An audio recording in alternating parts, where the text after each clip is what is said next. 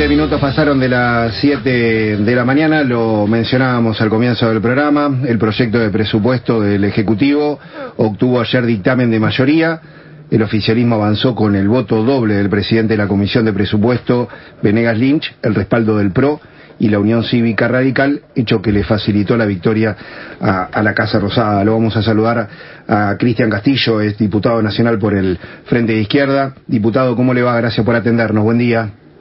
Hola, ¿qué tal? ¿Cómo están? Buenos días.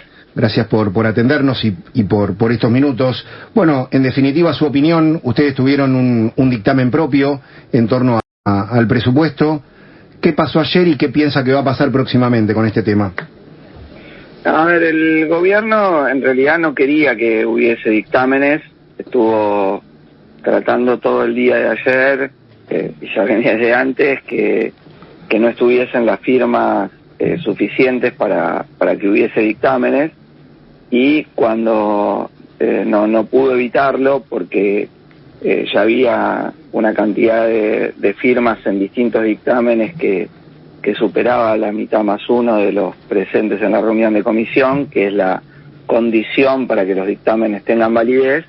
Ahí trabajó su propio dictamen de aceptación de un proyecto de presupuesto que ya quedó totalmente superado por los hechos en primer lugar, y que además es una consolidación de la política de ajuste brutal que viene llevando adelante el gobierno de Milei, ¿no? Uh-huh. Y logró los aliados suficientes en otros bloques para conseguir las 20 firmas y que después desempate Venegas Lynch. Uh-huh. Lo cierto es que aún así los que apoyan ese dictamen no implica por sí mismo los votos necesarios para la aprobación de ese dictamen, ¿no? Sí. No los tendría. Por eso lo más probable es que el gobierno no quiera el tratamiento del presupuesto antes del 10 de diciembre y lo lleve a las sesiones extraordinarias, ¿no? Convoque uh-huh. para extraordinarias. Uh-huh. Pero bueno, eso lo veremos en los próximos días, y eso es así, o si puede haber alguna sesión antes de fin de año. Es un presupuesto que ha quedado totalmente desfasado, ¿no? Sí, porque están cerrados todos los presupuestos sobre los cuales se basa, de inflación, de valor del dólar, de crecimiento, que a uno le parecían que estaban, no se condecían con la realidad. Bueno, están cerrados al mes de junio, como dijeron los funcionarios que vinieron a exponer, y después de eso el plan económico chocó y tuvo que ser salvado por la intervención de Scott Bessent, el secretario del Tesoro de Estados Unidos, en condiciones que sabemos por los medios de comunicación, pero que todavía no han sido claramente firmadas, digamos. No hay un documento que dice, Estados Unidos aportó un swap por tanta guita, ¿no? 20.000 millones de dólares, y a partir de eso las condiciones para el uso son estas. No, lo sabemos por lo que dijo el propio Bessent, algún reportaje de Caputo, y hasta ahí. Para nosotros, obviamente, debería pasar por el Congreso el caso del swap, u otras aportes que quisieran hacer, porque significa endeudamiento, y según el artículo 75 de la Constitución y 3 incisos del mismo, toda operación de crédito exterior tiene que ser aprobada por el Congreso. Uh-huh. Ahora el gobierno no quiere esto y quiere hacerlo como un hecho consumado, pero insisto que todavía las condiciones precisas en las cuales fue esto establecido no es algo que esté claramente registrado, más allá de posteos en las redes sociales o de declaraciones personales de los funcionarios, ¿no? Y obviamente sí. no hay presupuesto, no hay hoy esquema económico por fuera de la intervención de los Estados Unidos en el mercado argentino, comprando pesos, como ellos dicen, o vendiendo dólares, tratando de sostener el precio de la moneda. Tal cual como usted decía, el gobierno pretende que el tema sea tratado a fin de año con la nueva conformación del Congreso. Usted sabe que con esto se viene también una serie de reformas, la reforma laboral y tributaria, entre otras. ¿Cuál es la posición del Frente de Izquierda en torno a este tema? No, nosotros nos oponemos al menos a los proyectos que hay en danza. No es que el gobierno presentó todavía un nuevo proyecto, no hay nada presentado aún en ninguno de estos dos casos. Sabemos por los trascendidos que a lo que apuntan es a quitar derechos, construyendo un relato totalmente falso de que quitándole derechos a los trabajadores que hoy todavía los tienen, es decir, que están bajo convenio colectivo de trabajo y pueden cobrar aguinaldo, vacaciones, un límite de la jornada laboral, va a mejorar la situación de los que están en la informalidad o en alguna otra situación de precarización. Eso no es así. Yo lo decía ayer en la intervención, hay un estudio de la Organización Internacional del Trabajo que ya tiene 10 años, del año 2015, donde compara más de 60 reformas laborales de este tipo que se hicieron en los países más diversos, y en ningún caso esto redundó en una mejora en la calidad del empleo. Lo único que quieren es, insisto, quitar derechos para que aumente la ganancia de los empresarios a partir de eso. Es decir, que si te pagan más de indemnización, ahora te paguen menos, que si te pagaban aguinaldo te lo dejen de pagar, si tenías horas extra deje de tenerlo. Esa es la dirección, que sabemos hacia dónde va la línea del gobierno. Lo que no tenemos es cuáles son las medidas concretas que ellos van a proponer en modificar, ¿no? Sabemos trascendidos que hay, pero insisto, no tenemos la letra del proyecto, más allá que existe un proyecto de una diputada, Romina Díez, que del oficialismo, que es lo que se tomó como base para pensar dónde va el gobierno, pero no. Lo que harían sería presentar un nuevo proyecto, el cual todavía no sabemos las características precisas, y aunque el gobierno logra ganar la elección del 26 de octubre, no es claro todavía que tenga mayoría para esto, ¿no?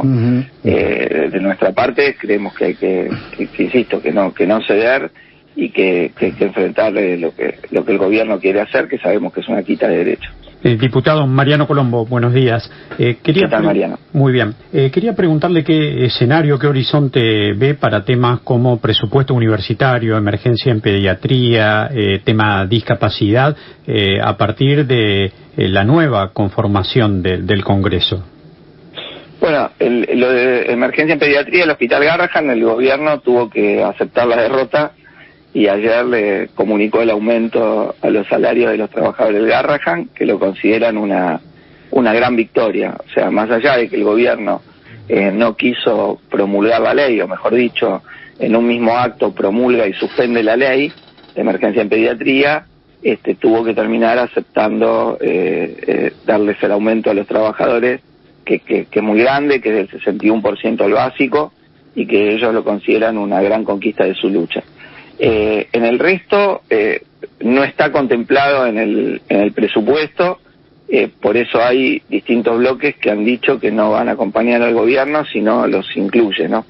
Así que veremos cuando se dé el tratamiento si efectivamente el gobierno pretende dejarlos afuera, o la relación de fuerzas, que aunque al gobierno le mejora, no es todavía para tener una mayoría propia, lo obliga a tener que ceder en estos puntos, ¿no? Que son muy mayoritarios, aún entre los votantes del presidente, que todas las encuestas da que aún los votantes de Milei están de acuerdo con aumentarle a las universidades, con darle los recursos a discapacidad, y este tema del Garrahan, que en el cual el gobierno ya cedió, ¿no? Bien. En este tema tuvo que ceder en el día de ayer. En este marco de situación, diputado, ¿qué visualiza usted para el futuro inmediato del país? No, primero yo visualizo una situación negativa si es que no hay movilización popular en lo que hace a la reforma laboral, ¿no? Porque es un tema que sacan derechos y después es muy difícil revertirlo posteriormente. Entonces ahí tendría que haber una actitud de respuesta fuerte por parte de los sindicatos, de la CGT, que son los principales las principales organizaciones que tendrían que estar ya organizando la la movilización y la resistencia a un proyecto de este tipo, que solo va a beneficiar a muy poca gente, ¿no? Algunos grandes empresarios y para de contar, que son los que se van a ver favorecidos si te sacan derechos. Vos fijate que lo que quieren, o sea, este trascendido está que quieren extender la jornada laboral, y esto es una vergüenza. De lo que se trata es al revés, habría que reducir la jornada laboral, no extenderla, porque desde 1929, cuando se estableció la jornada de 48 horas semanales, que opera como el marco general después del cual los distintos convenios colectivos de trabajo establecen para cada actividad, pasó un montón de tiempo y las condiciones de productividad del trabajo aumentaron una barbaridad. Entonces, ¿por qué estamos trabajando la misma cantidad de horas, insisto, que hace casi un siglo, cuando la productividad del trabajo tuvo una mejora sustantiva? Esta es la base que podría plantearse una reducción de la jornada, obvio sin afectar el salario. Pero el gobierno opina lo contrario, quiere extenderte la jornada a 12 o 13 horas diarias para no pagar horas extras. Esa es la verdad. La última por mi parte, en lo social, ¿cómo se legisla con la exigencia del gobierno, del oficialismo incluso en el Congreso, de garantizar una fuente de financiamiento para cada proyecto que tenga como destino y como objetivo lo social? Bueno, hasta ahora eso en realidad era una cuestión que el gobierno puso como argumento, pero que no tenía ningún sustento porque no había ley de presupuesto. Entonces hubo una reasignación de partidas totalmente arbitraria y discrecional por parte del gobierno. Es eso que nos pidió como exigencia y con el cual intentaba fundamentar la violación de un principio constitucional, que es que una ley promulgada por el Parlamento se sanciona y listo. Bueno, ahora habrá ley de presupuesto y en función de eso las restricciones que hay, independientemente de que se pueden sancionar en la ley misma, señalar fuentes de financiamiento. De hecho, en la ley de jubilaciones estaban todas las fuentes de financiamiento y el gobierno la vetó y se esmeró por mantener el veto por solo 3 votos. Pero ahí figuraban todas las fuentes de financiamiento de donde sacar los recursos. Lo que pasa es que al gobierno no le convenía. Acá ha habido un discurso totalmente mentiroso sobre el equilibrio fiscal, porque el gobierno tomó medidas que deterioraban la recaudación y sin embargo ahí no había discusión de argumento fiscal. Por ejemplo, cuando redujo a 0 las retenciones por unos días para favorecer a las cerealeras y producirles un ingreso de 1.500 millones de dólares, que digamos fue plata que no recaudó el Estado, ahí supuestamente no había equilibrio fiscal, el mismo día que no quiere terminar de promulgar y dar validez a la ley de emergencia en discapacidad. Entonces, como para la emergencia en discapacidad no tengo recursos y para las cerealeras sí tengo recursos, o la baja que hizo en el paquete fiscal de el impuesto en bienes personales, en su alícuota más alta, que es la que paga muy poquita gente, que son, por ejemplo, los que tienen propiedades en Miami, en Río de Janeiro o en Punta del Este, en el exterior, y pasa a caer fuertemente su tributación. En el mismo proyecto de presupuesto, ellos ponen que hay una caída sustantiva de lo que recauda en impuestos en bienes personales. Y cuando uno le pregunta a los funcionarios, ¿pero cómo? ¿No hay un problema de equilibrio fiscal? Dicen, es un impuesto injusto. Bueno, todo lo que quiera, pero entonces no hay un problema de que el equilibrio fiscal es un absoluto, porque para mejorarle la situación a los que, insisto, tienen yates, inmuebles o automóviles en Miami, Punta del Este o Río de Janeiro, no pasa nada, se los rebajo y el equilibrio fiscal, sin embargo, se transforma en un punto que no se discute para la universidad o para la discapacidad. Hay un doble discurso que es muy claro en lo que está haciendo el gobierno. Diputado, una última pregunta, agradeciéndole estos minutos. ¿Espera, en torno a la reforma laboral, una reacción más importante de la sociedad y particularmente de los gremios? Creo que debería haberla porque es una nueva vuelta de quita de derechos, o sea, y la verdad es que no es que mejora la situación del empleo con la quita de derechos, con la flexibilización laboral, con la precarización. De hecho, lo hicieron en la ley bases, sacaron derechos laborales y lo que pasó no fue que se crearon puestos de trabajo de calidad, es decir, con todos los derechos. sino que lo que creció fue o la informalidad plena, el trabajo sin registrar, o el monotributo, que es una forma de fraude laboral. O sea, una cuestión es si es un trabajador cuentapropista, que es para lo que debería servir el monotributo, pero no para encubrir relaciones laborales de dependencia y hacer una situación fraudulenta de precarización, pero que es para lo que está sirviendo en general, ¿no? Entonces a vos, en vez de registrarte en el convenio que corresponde y darte los derechos de tu actividad económica, te hacen a vos mismo pagarte el tributo y eso te saca todos los derechos. O sea, digo, para una gran parte de la juventud no se sabe lo que es laburar con aguinaldo, con vacaciones, no, siempre se trabajó en esa situación de precarización. Pero insisto, eso es un fraude laboral y al revés, es lo que habría que eliminar. Diputado, gracias por atendernos, es muy amable. No, muchas gracias a usted. Hasta luego. El diputado nacional por el Frente de Izquierda, Cristian Castillo, pasadito de las 7:30 de la mañana.